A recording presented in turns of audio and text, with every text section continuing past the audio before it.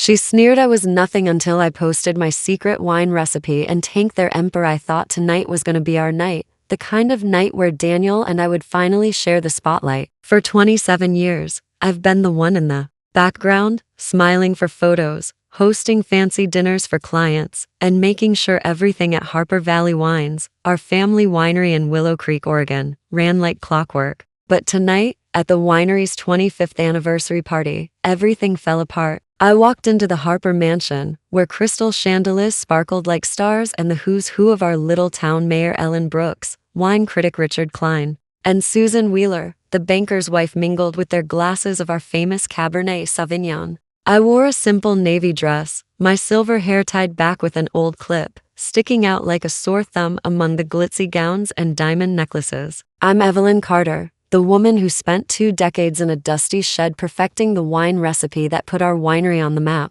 I figured, just this once, Daniel would give me a nod, maybe even pull me up on stage. But instead, they called me a useless old hag right to my face, in front of everyone, and pushed me out of the world I helped build. The mansion glowed like something out of a movie, but the vibe inside was cold as ice. The clink of wine glasses and loud laughs from the big shots filled the air, mixed with whispers that cut like knives. I weaved through the crowd, shaking hands with folks I've known forever, folks I've cooked for at our house to seal $1 million deals. But their eyes slid right past me, like I was a ghost. Evelyn, you doing okay? Ellen Brooks asked, her voice all syrupy sweet, but her eyes were already locked on Daniel, up on stage, owning the room. He looked sharp in his tailored suit, salt and pepper hair perfect, flashing that smile that makes people think he's got the world in his pocket. Thanks to our team and investors, Harper Valley Wines is the pride of Willow Creek, he said, his voice booming through the mic.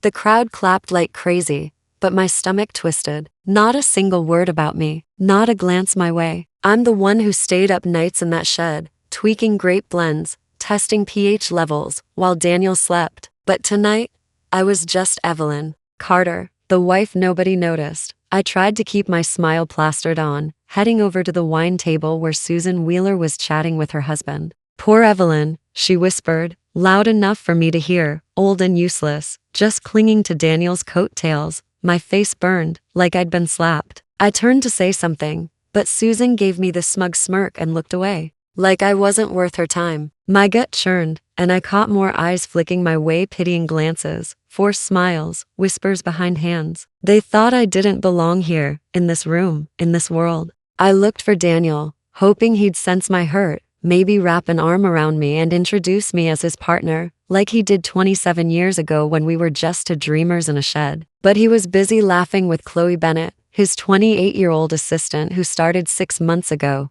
Chloe, in a fire engine red dress, blonde hair shining, sauntered over to me, her smile sharp as a blade. Mrs. Carter, she said, her voice dripping with fake sweetness, maybe you should head home. This party's for important people, you know? The crowd around us snickered, some covering their mouths, but nobody said a word. I looked at Daniel, waiting for him to stand up for me, like he promised on our wedding day when he called me his guiding star, but he just shrugged, turned away, and kept talking to some investor like I wasn't even there. My face was on fire, but I didn't cry. Not here.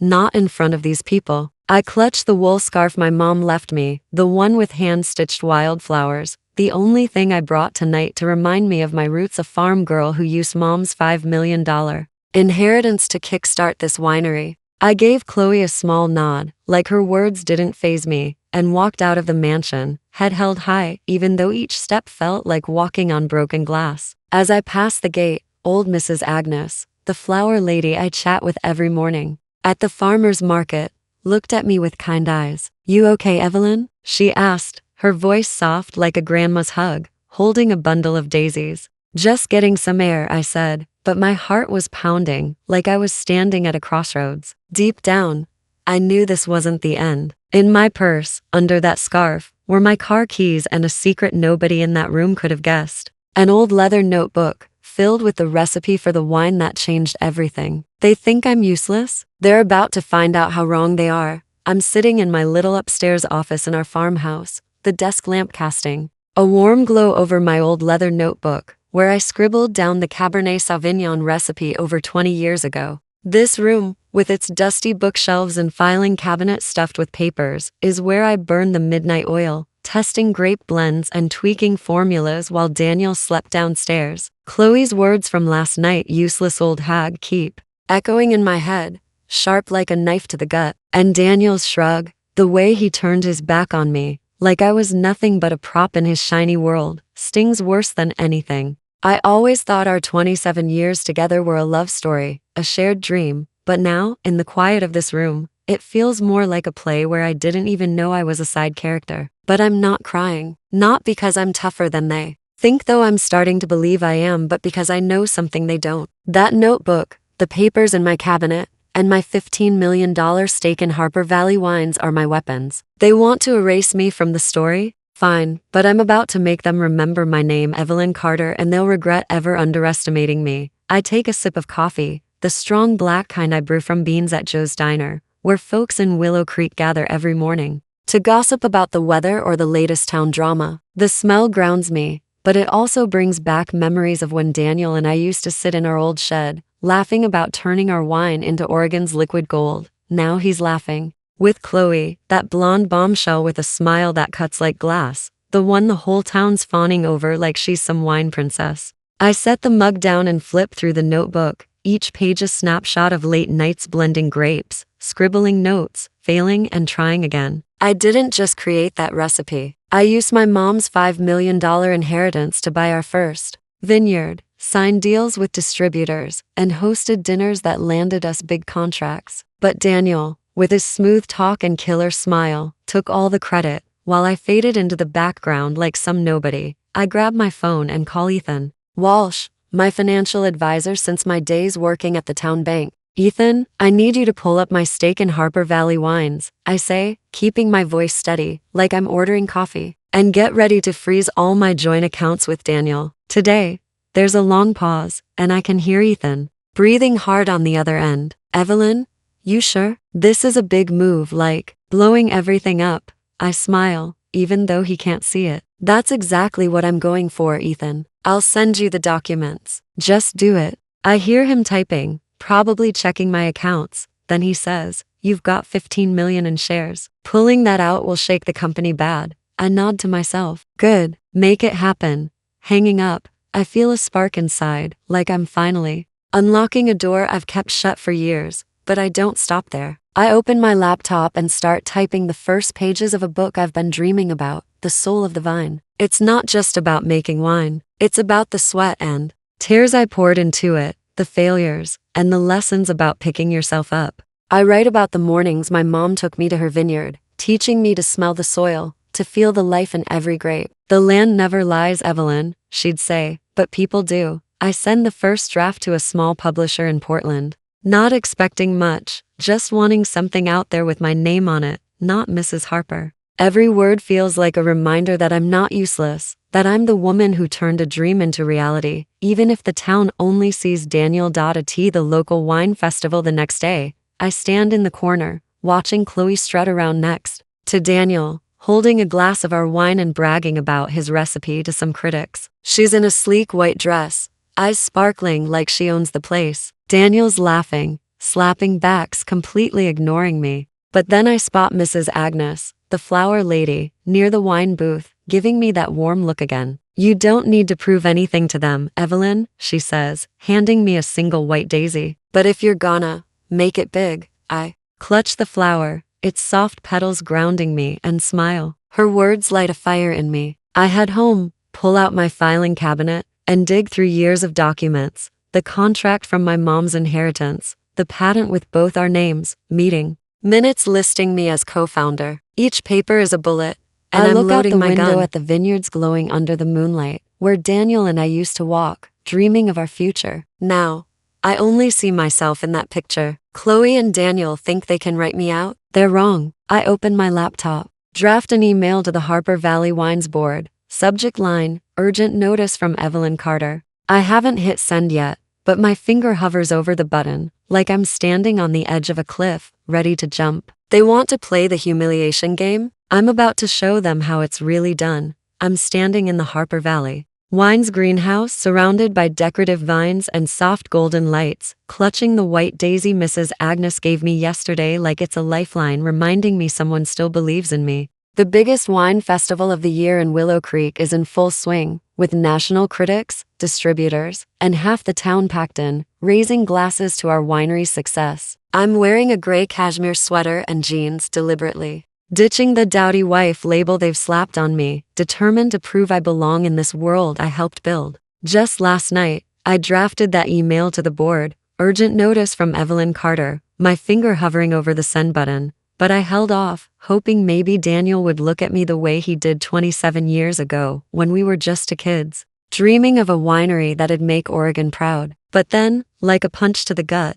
it all falls apart. Chloe Bennett, Daniel's 28-year-old assistant with her glossy blonde hair and razor-sharp smile, turns me into a laughingstock in front of everyone. And Daniel, the man I thought was my everything, just stands there, turning his back, leaving me to drown in humiliation. But I don't break, not tonight. I walk out, make a phone call, and drop a bomb, cancel the big distribution deals, pull my $15 million stake, and post the wine recipe I created online. They want to call me a useless old hag. I'm about to show them what useless really looks like. The greenhouse is dazzling, the air thick with the scent of wine and jasmine from potted plants, but it feels heavy, like a storm's brewing. The clink of glasses and loud chatter from investors fill the space, but my heart's pounding so hard it drowns everything else out. I weave through the crowd, trying to smile, shaking hands with folks I've hosted at our house for dinners that sealed huge deals, but their eyes slide past me, like I'm invisible. I spot Daniel, hoping he'll pull me into the conversation, like back when we'd stay up late in our shed, planning our big break. He's next to Chloe, who's in a shimmery white silk dress, holding a glass of our wine, bragging to a critic about Daniel's exclusive recipe. My stomach twists, but I step closer, keeping my voice light. Daniel, it's a great turnout. Tonight, huh? Maybe we could. He cuts me off, barely glancing my way, flashing that fake smile he saves for pushy salesmen. Yeah, super busy, Evelyn. Gotta work the room. He turns away, leaving me standing there like some forgotten piece of furniture. Then Chloe saunters over, her smile sharp enough to cut glass, eyes gleaming with arrogance. Mrs. Carter, she says, her voice all sugary but ice cold, you're in the wrong place. This festival's for people who actually matter, not useless old hags like you. Her words ring out, loud enough for the 200 guests around us to hear. The crowd goes quiet, a few people snicker, covering their mouths like it's some kind of show. My face burns, like I've been slapped in front of the whole world. I look at Daniel, waiting for him to say something, to stand up for me like he promised on our wedding day when he called me his guiding star. But he just turns away, pretending to be deep in conversation with a distributor, like I don't exist. The laughter from the crowd stabs at me, each chuckle a needle in my heart. Chloe raises her voice, calling security. Please escort Mrs. Carter out. She's bothering our guests. 2 guards step up, their eyes avoiding mine, their hands gently nudging me toward the door. I hear Susan Wheeler whisper to her husband, so embarrassing, showing up here like she's somebody. Every step toward the exit feels like walking on broken glass, but I keep my head high, clutching that daisy, refusing to let a single tear fall. I won't give them the satisfaction. As the glass doors close behind me, it's like the world I knew just shattered. But another one's opening up. I step into the parking lot where my Navy SUV's waiting, and pull out my phone, dialing Ethan Walsh. Ethan, cancel every major distribution deal for Harper Valley Wines. Pull my entire $15 million stake. Do it now. His voice shakes on the other end. Evelyn, this'll tank the company. You sure? I answer, cold as steel, exactly what I want. And make sure Daniel knows who did it.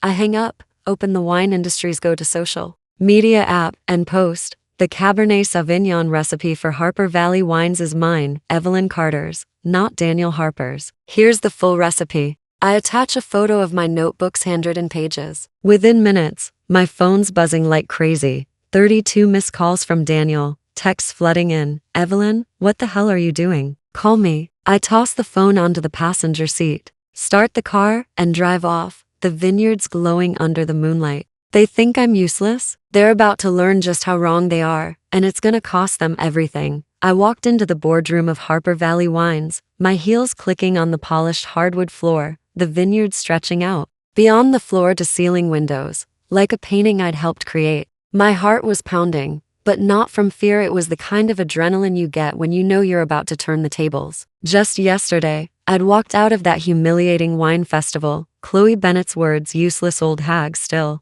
burning in my ears, Daniel's betrayal cutting deeper than any knife. I'd spent the night pulling every document from my filing cabinet, the contract from my mom's $5 million inheritance that started this winery, the patent with my name next to Daniel's, the meeting minutes proving I was a co-founder. I'd called Ethan Walsh and told him to pull my $15 million stake and cancel our biggest distribution deals, and I'd posted my Cabernet Sauvignon recipe online for the whole world to see. Now, standing in this room with the board, Richard Klein, Susan Wheeler, and a handful of suits who'd barely acknowledged me for years, I was ready to show them who Evelyn Carter really was. They thought they could erase me? They were about to choke on their own words. The boardroom smelled faintly of leather and coffee, the kind you get from those fancy Keurig machines every office in Oregon seems to have. The long oak table gleamed under the lights, but the air was thick with tension, like the calm before a thunderstorm. I wore a sharp gray blazer, my silver hair loose for the first time in years, and I carried a thick folder of documents like it was a loaded gun.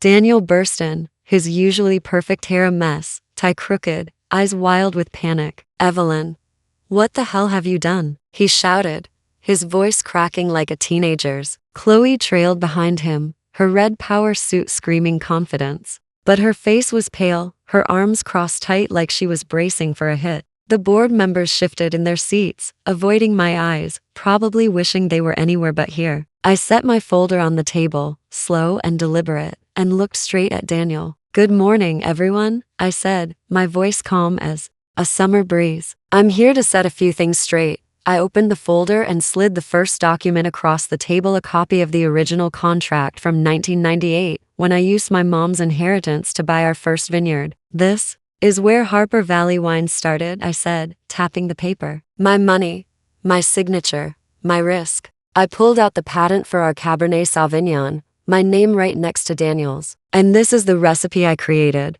the one you've been calling Daniel's masterpiece for years." The room went dead quiet, except for the faint hum of the AC. Richard Klein, the wine critic turned board member, adjusted his glasses, squinting at the papers like he was seeing them for the first time. Susan Wheeler, who'd whispered "poor Evelyn" at the party, looked like she'd swallowed a lemon. Daniel's face went from red to ghostly white. "Evelyn, this is insane," he stammered. "You're blowing up everything we built because you're, what, jealous?" I smiled, not the warm kind, but the kind you give someone who's just stepped into a trap. "Not jealous, Daniel. Just I done laid out being more invisible." papers, Meeting minutes, financial records, emails proving I'd brought in our biggest clients. "I invested $5 million to start this company," I said, my voice steady as a rock. "I spent nights in a shed perfecting that recipe while you were out schmoozing. I hosted dinners, made connections, and took risks you never had to. But you and Chloe thought you could write me out of the story."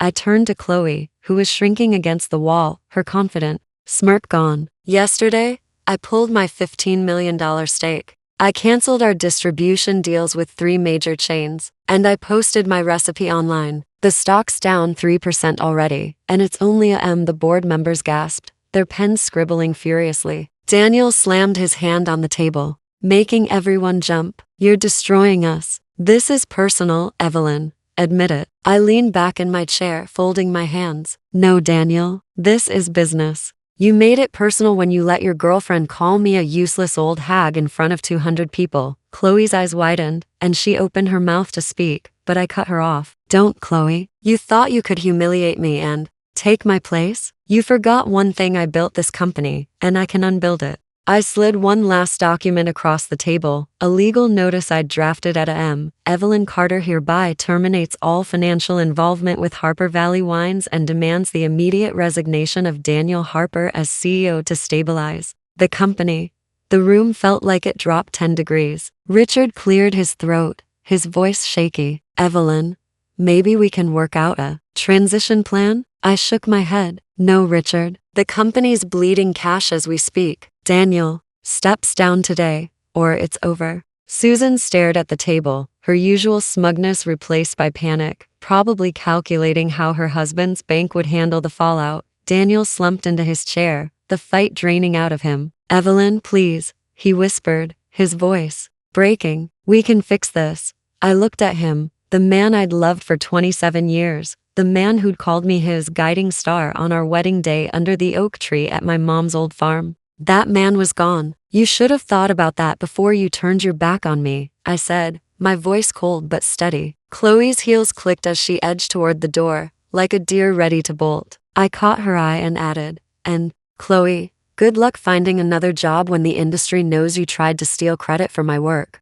Her face crumpled, and for the first time, she looked small, like the kid she was pretending not to be. As I gathered my papers, I felt a weight lift, like I'd been carrying a boulder for years and finally set it down. I'd walked into this room as Evelyn Carter, the invisible wife, but I was leaving as someone else entirely. Outside, I passed the vineyard where Daniel and I used to walk, dreaming of our future. Now, it was just a field, and I was ready to plant my own seeds. My phone buzzed 12 missed calls from Daniel, texts begging me to stop. I silenced it and headed to my SUV, the daisy from Mrs. Agnes still tucked in my pocket. They thought they could break me? They were about to learn what happens when you underestimate a woman who knows exactly what she's worth. I stood on the small stage at the Willow Creek Annual Wine Fair, the same fair where, just a week ago, Chloe Bennett had called me a useless old hag, and Daniel, my husband of 27 years, turned his back as I was escorted out in shame. The memory still stung, but today it was different. The crowd in front of me, local winemakers, critics, and folks from town, watched as I held a glass of my new wine, Carter Crest, the brand I'd poured my heart into since I walked away from Harper Valley Wines. I'd just dropped a bomb in the boardroom, revealing my role as co-founder, pulling my $15 million stake, and posting my Cabernet Sauvignon recipe online, sending the company into a tailspin. Daniel was forced to step down as CEO, and Chloe was now a pariah in our tight-knit town. I'd been invited to speak at the fair, and as I looked out at the faces, some curious, some guilty, I felt a fire in my chest, not anger, but pride. I was done being invisible. Today, I'd tell my story, launch my brand, and show Willow Creek that nobody gets to define my worth. Daniel sent me an email begging for forgiveness, but I wasn't here to fix his mess. I was here to build my own future, and damn, it felt good. The fair was buzzing, the air thick with the smell of grilled corn from food trucks and the sweet tang of wine samples. Families sprawled on picnic blankets, kids running around with face paint, while winemakers in plaid shirts and boots swapped stories at their booths. It was the kind of small-town Americana scene you see in Oregon every summer, the kind that makes you feel like you're part of something bigger. I adjusted the mic, my gray blazer feeling like armor, and started speaking. A week ago I stood in this same fair, humiliated, called useless by someone who thought they could erase me. I said, my voice steady but raw, but I'm Evelyn Carter, the woman who created the Cabernet Sauvignon that put Harper Valley Wines on the map. I invested my mom's $5 million inheritance to start it, spent nights in a shed perfecting that recipe, and built connections that kept it alive. I'm done letting anyone else tell my story. The crowd went quiet, then erupted in applause, louder than I'd expected. I saw Mrs. Agnes, the flower lady, in the back, holding a daisy and nodding like she'd known all along I had this in me. Even Susan Wheeler, who'd whispered poor Evelyn at the party, clapped, though her face was tight, like she was swallowing her own words. I held up a bottle of Carter Crest, its label simple but bold, with a sketch of the wildflower fields. From my mom's old farm. This is my new start, I said. Carter Crest is about honest wine, made by someone who knows what it's like to be counted out but keeps going. A local distributor, Jenny Tate, raised her hand and shouted, Evelyn, I want that in my stores. The crowd laughed, and I felt a warmth I hadn't in years. Right then, my phone buzzed in my pocket, Daniel's name on the screen, an email, with the subject, I'm sorry, please read. I opened it later, alone in my car, and read his words, Evelyn, I was wrong. I took you for granted. Let Chloe get in my head. I'm stepping down to save the company. Can we talk? His words sounded genuine, but they felt hollow, like a belated birthday card from someone who forgot the date. I deleted it without replying. He'd made his choice when he let Chloe humiliate me, and I wasn't going back to being his shadow. Back at the fair, I caught sight of Chloe near a booth, her red dress swapped for a plain sweater, her usual swagger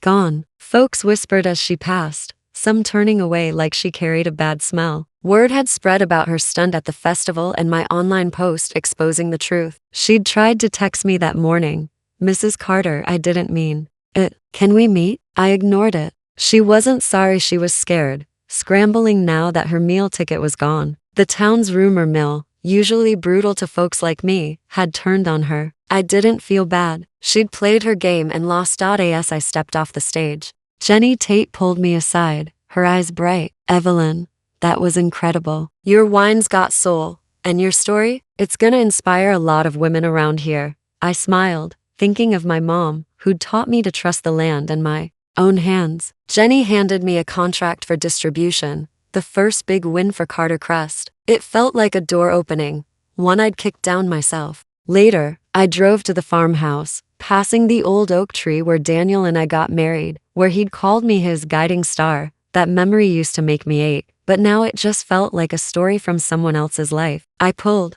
the daisy from my pocket, its petals still soft, and tucked it into my dashboard. Mrs. Agnes was right, I'd gone big, and it wasn't just for me. It was for every woman who'd ever been called useless and told to stay quiet. My phone kept buzzing, more calls from Daniel, texts from folks in town saying they'd seen my post, even one from Ellen Brooks. "You showed us, Evelyn. Proud of you." I didn't answer any of them. I was too busy planning my next move, a tasting event for Carter Crest, a meeting with my publisher about the soul of the vine, and maybe a trip to the coast to clear my head. They thought they could break me, but I was just getting started, and the world was about to know my name. I'm standing in the middle of my new vineyard, a small patch of land I bought just outside Willow Creek, Oregon, with rows of young grapevines stretching out under the morning sun. It's been a week since I stood on that stage at the wine fair, telling the world I was the one who created Harper Valley Wine's famous Cabernet Sauvignon, watching Daniel's empire crumble after I pulled my $15 million stake and exposed the truth. The humiliation from Chloe's useless old hag comment and Daniel's betrayal still lingers, but it's fading, like a bruise that's finally healing. I've moved out of the old farmhouse I shared with Daniel, filed for divorce, and turned a rundown barn on this new property into a small winery for my brand, Carter Crest. I've been pouring my heart into it,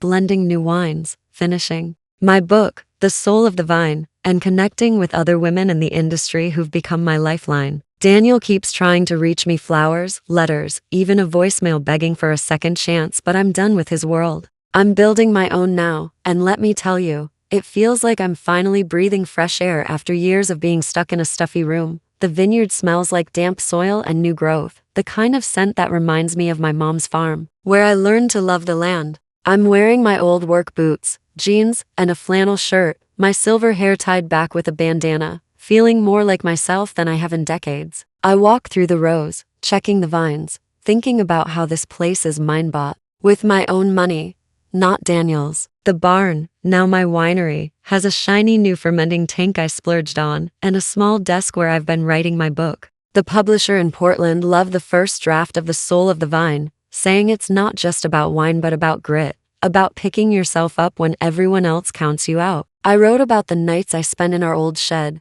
tweaking recipes, and the mornings Mom taught me to listen to the land. "Vines tell stories, Evelyn," she'd say, sitting on her porch with a glass of iced tea, the kind every Southern Oregon mom keeps in the fridge. "You just gotta hear them." Those memories keep me going, especially when my phone buzzes with another message from Daniel. "Evelyn, I messed up. Can we meet? I'm lost without you." His voice sounds broken, but it's too little too late. I hit delete and keep walking, the crunch of gravel under my boots louder than his words. I've been meeting other women in the wine industry, folks I connected with at the fair. There's Lily Nguyen, a young winemaker who runs a small vineyard nearby, and Jenny Tate, the distributor who signed Carter Crest right after my speech. We started a little group, meeting every Thursday at Joe's Diner over coffee and pie cherry. Always cherry, because that's what you get in a small-town Oregon diner. Lily told me last week, "Evelyn, you're proof we can do this, even when they try to shut us out." Her words hit me hard, like a hug I didn't know I needed. Jenny's been pushing Carter Crust to stores across the state, saying my stories, selling as much as the wine. It's weird, thinking of myself as an inspiration, but it feels good,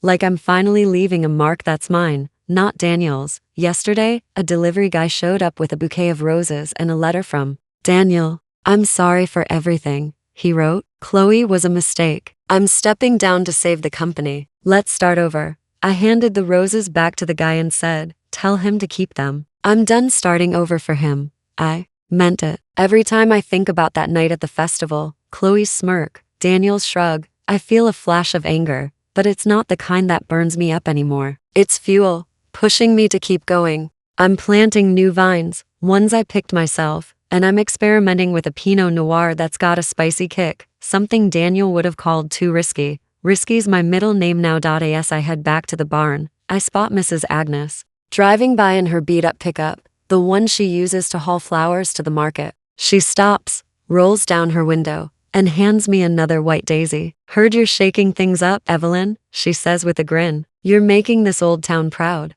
I laugh, tucking the daisy into my bandana. Just getting started. Agnes. She winks and drives off, her truck kicking up dust. That daisy, like the one from the fair, feels like a reminder that I'm not alone, even when it feels like I'm starting from scratch. I sit at my desk, open my laptop, and add a new chapter to my book, writing about how it feels to walk away from a life you built for someone else and start one for yourself. It's scary, sure, but it's also freeing, like driving down Highway 101 with the windows down, the Pacific Ocean stretching out forever. My phone buzzes again, another voicemail from Daniel, probably pleading for forgiveness. I don't listen. I've got a tasting event to plan, a meeting with Lily and Jenny to talk about a women's wine expo, and a call with my publisher about a book tour. The old Evelyn, the one who stood in Daniel's shadow, is gone. The new one's got dirt on her boots, a vineyard to grow, and a story to tell. They thought they could bury me, but I'm planting roots deeper than they could ever imagine.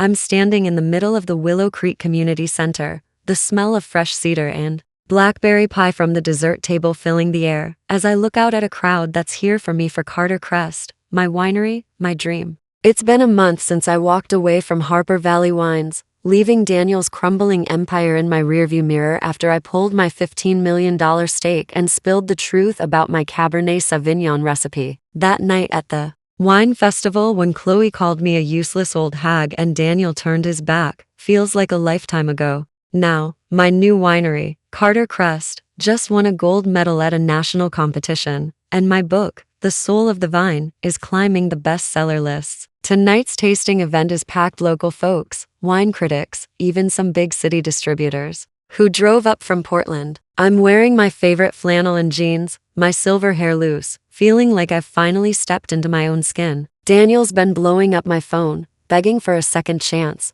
but I'm too busy living my life to look back. This is my moment, and let me tell you, it feels like I've finally found my place in the world, not as Daniel's wife, but as Evelyn Carter, the woman who built something real. The community center's decked out with string lights and wooden tables, the kind of setup you see at every small town Oregon event, where neighbors bring potluck dishes and swap stories about the harvest. The crowd's buzzing, sipping my Pinot Noir, the spicy one I made just because I could, not because it fit Daniel's safe playbook. I step up to the mic, my hands steady despite the butterflies in my stomach. Thanks for coming out tonight, I say, my voice clear, like I'm chatting with a friend over coffee at Joe's Diner. A month ago, I stood at the wine fair, humiliated, told I was nothing. But I'm the one who created the wine that made Harper Valley famous. I put my mom's inheritance, my sweat, my nights into it, and when they tried to erase me, I started over.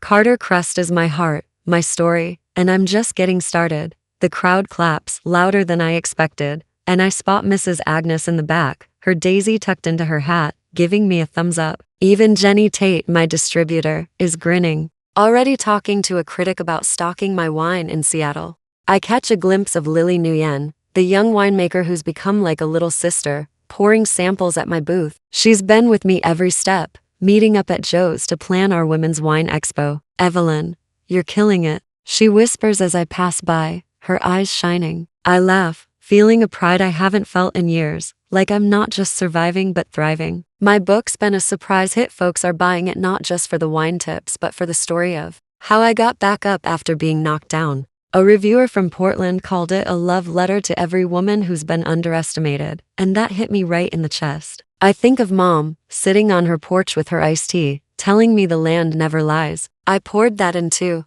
my book along with the nights I spent in our old shed, blending grapes while Daniel was out charming clients. That's my truth, and now it's out there, in black and white, for the world to see. My phone buzzes in my pocket, another message from Daniel. I check it later, sitting in my barn after the event. Evelyn, I'm sorry. I'm working at a small winery now, trying to rebuild. Can we talk? His words sound desperate, but they don't pull at me anymore. He's not the man who called me his guiding star under the oak tree at our wedding. He's the guy who let Chloe humiliate me in front of 200 people. I delete the message and focus on the stack of orders Jenny left on my desk. Carter Crest is going to stores across Oregon, maybe even California. I think about Chloe too. Word around town is she's been ghosted by the wine crowd, her big plans fizzling out. She sent me a text a few days ago. Mrs. Carter, I was wrong. Can we meet? I didn't reply. She wasn't sorry when she thought she'd won.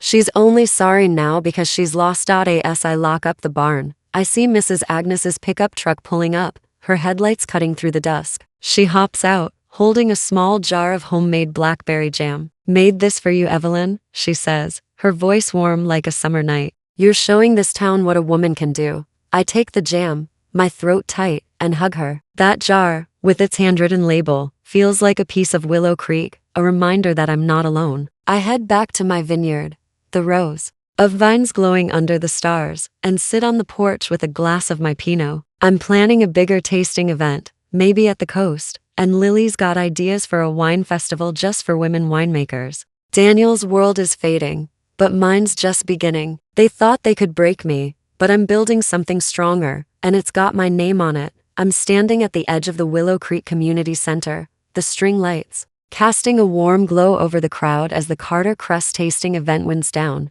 The air smells like blackberry pie and the crisp bite of my Pinot Noir, and folks are still buzzing about the gold medal my winery just snagged at a national competition. It's been 2 months since I walked away from Harper Valley Wines, pulling my $15 million stake and exposing my Cabernet Sauvignon recipe, leaving Daniel's world in shambles. That night at the wine festival, when Chloe called me a useless old hag and Daniel let me be escorted out, feels like a distant memory now. My book, The Soul of the Vine, is a bestseller, and Carter Crest is in stores across Oregon. I'm in my favorite flannel, my silver hair loose, feeling like I've finally found my footing. But then, just as the last guests are grabbing their coats, Daniel shows up, looking like a man who's lost everything, begging for forgiveness in front of everyone. Chloe's texting me too, pleading for a chance to clear things up. I'm not here to fix their messes. I'm here to stand tall, and let me tell you, saying no to them feels like the sweetest victory yet. The community center's alive.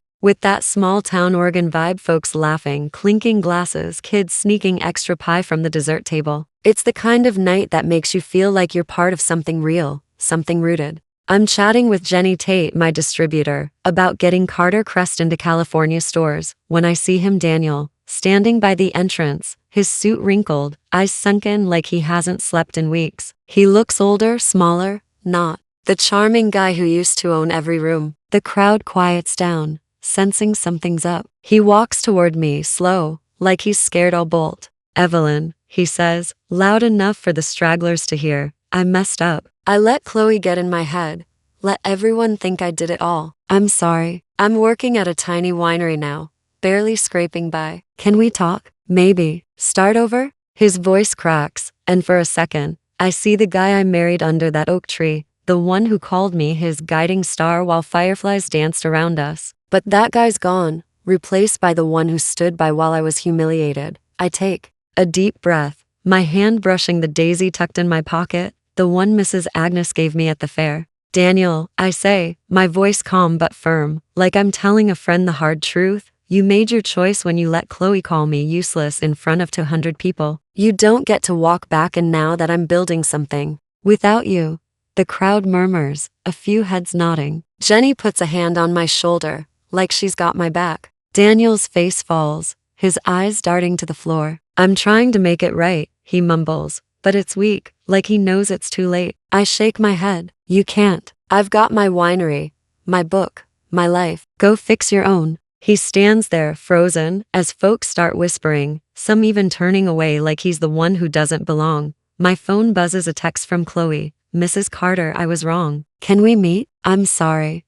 I almost laugh. She wasn't sorry. When she thought she'd won, strutting around in her red dress, stealing credit for my work. Now that the town's turned on her, her big plans fizzling, she's scrambling. I delete the text without a second thought. She doesn't get a piece of my new life either. As Daniel slinks out, head down, I catch Mrs. Agnes watching from the dessert table, her eyes twinkling like she's proud. She hands me a slice of pie cherry, of course, because that's Willow Creek, and says, "You showed 'em, Evelyn. Keep shining."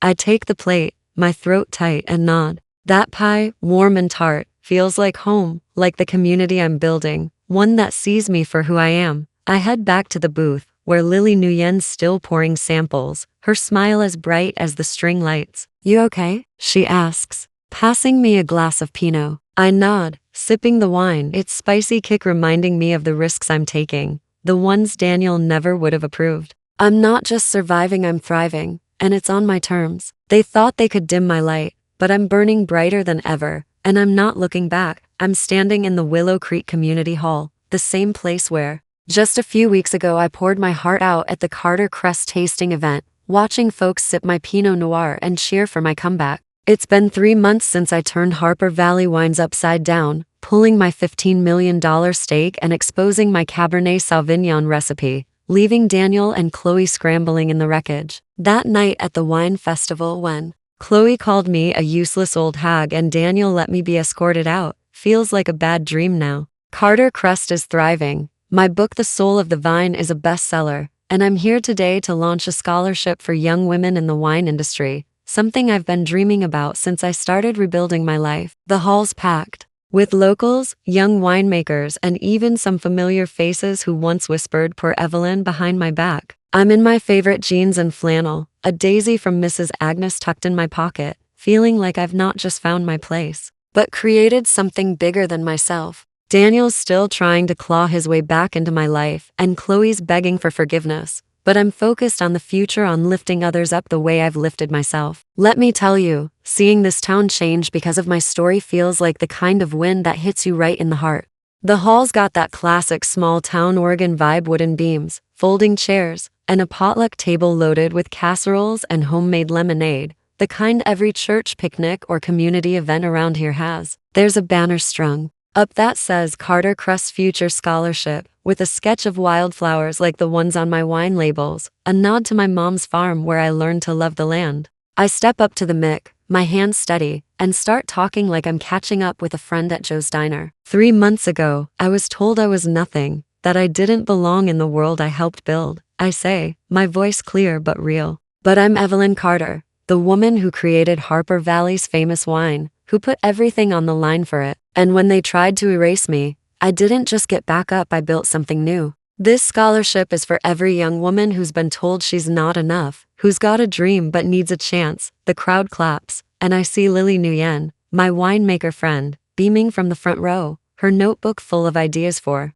our Women's Wine Expo. Even Susan Wheeler, who once smirked and called me useless, is here, clapping slowly, her face tight like she's chewing on regret. I announced the first scholarship winner, a 19-year-old named Mia Rodriguez, who's been working weekends at a local vineyard and dreams of studying viticulture. Mia walks up, her eyes wide, and I hand her the certificate, feeling a lump in my throat. You're gonna change the game, Mia, I tell her, and she hugs me, whispering, you showed me I can do this. The crowd cheers, and I catch Mrs. Agnes in the back, her daisy-adorned hat bobbing as she nods proudly. Later, as folks mingle over lemonade and cornbread, Susan approaches me, her usual confidence gone. Evelyn, I was wrong about you, she says, her voice low. I shouldn't have said those things. You're incredible. I nod, keeping it cool. Thanks, Susan. But I didn't need your approval to know that. She flinches, like she expected me to make it easy.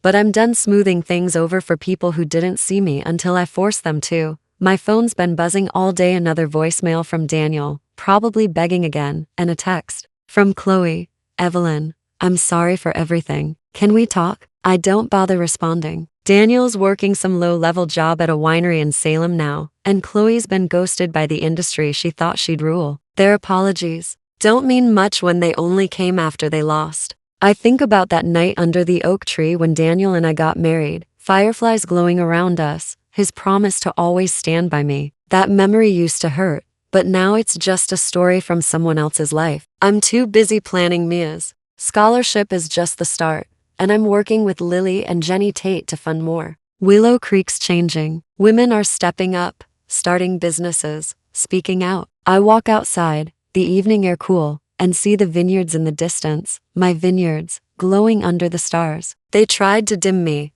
but I'm lighting the way for others now, and that's the kind of legacy that lasts. I'm cruising down Highway 101 in my Navy SUV, the Oregon coast stretching out beside me, waves crashing against the cliffs under a golden morning sun. It's been 6 months since I turned my back on Harper Valley wines, pulling my $15 million stake and spilling the truth about my Cabernet Sauvignon recipe, leaving Daniel and Chloe to deal with the fallout. That night at the wine festival, when Chloe called me a useless old hag and Daniel let me be escorted out like trash, feels like another lifetime. Now, my winery, Carter Crest, is gearing up for a big debut at a national wine expo in Napa Valley, and my book, The Soul of the Vine, is being translated into Spanish and French. I'm wearing my favorite jeans and a flannel shirt, my silver hair catching the breeze through the open window, a white daisy from Mrs. Agnes tucked into the visor. Daniel's still sending me messages, and Chloe tried one last plea for forgiveness, but I'm done with their world. I'm driving toward a future that's all mine, and let me tell you, it feels like I've finally found the kind of freedom you only get when you stop letting others define you. The road hums under my tires, and the radio's playing some classic Fleetwood Mac, the kind of music you blast on a coastal drive when you're feeling alive. My vineyard's back in Willow Creek, rows of young vines I planted myself, glowing under the stars every night. I think about how far I've come. 6 months ago, I was the invisible wife, humiliated in front of 200 people, my heart breaking as Daniel turned his back. Now, Carter Crest Pinot Noir is in stores across the West Coast, and I'm getting emails from winemakers as far as California wanting to collaborate. My book's not just about wine. It's about the nights I spent in that dusty shed, the lessons my mom taught me on her farm, sitting on the porch with her iced tea, telling me the land always tells the truth. You listen to it, Evelyn, she'd say, her hands rough from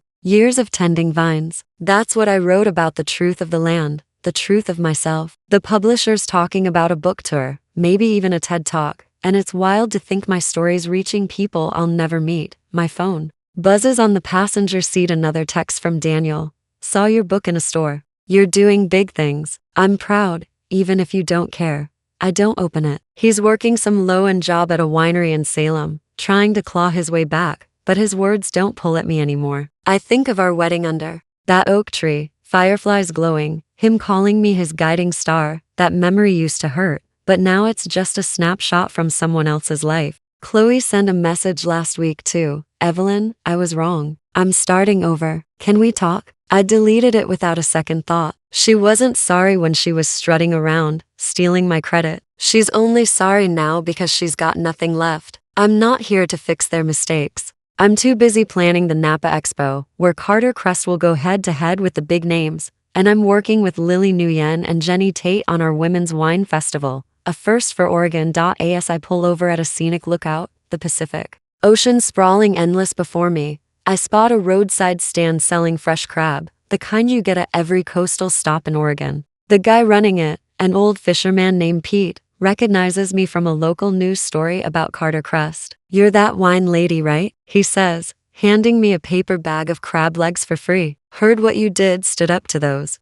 jerks. Respect. I laugh, taking the bag, feeling a warmth I didn't expect. It's not just Pete. Willow Creek's different now. Women are starting businesses, speaking up at town meetings, inspired by my story. The scholarship I launched, the Carter Crest Future Fund, just gave its second award to a girl named Mia, who's studying viticulture at Oregon State. She sent me a letter saying, "You made me believe I could dream bigger." That letter's tucked in my glove box, next to the daisy from Mrs. Agnes, and it's worth more than any gold medal. I get back in the SUV, the crab legs on the seat, and keep driving toward Newport for a meeting with a new distributor. The road feels like a promise, each mile a step away from the woman who used to live for Daniel's approval. I think about Mom, how she'd sit on her porch, sipping iced tea, telling me to trust myself. I'm doing that now, trusting the land. My hands, my heart. Napa's just the start. I'm dreaming of taking Carter Crest global,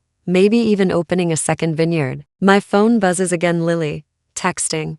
Ready for Napa? You're gonna crush it. I smile, turn up the radio, and sing along to Landslide, the ocean sparkling beside me. They tried to bury me, but I'm growing taller than ever, and my story's just beginning. For Evelyn, the sting of betrayal and public humiliation could have broken her, but instead, it lit a fire to reclaim her voice and rebuild her life. Her story speaks to anyone who's been underestimated, especially older adults who might feel invisible in a world that often overlooks their contributions. It reminds us that, like the saying goes, the cream always rises to the top. True value shines through, no matter how long it's been buried. Breaking free from toxic relationships and societal biases isn't just about walking away. It's about building something new, something that's yours alone. Evelyn's triumph shows that it's never too late to stand up to injustice, to silence the naysayers by proving them wrong with your actions, and to find peace in your own truth. This resonates deeply with American audiences who value resilience and second chances, encouraging us to reflect on our own lives. Where have we let others dim our light,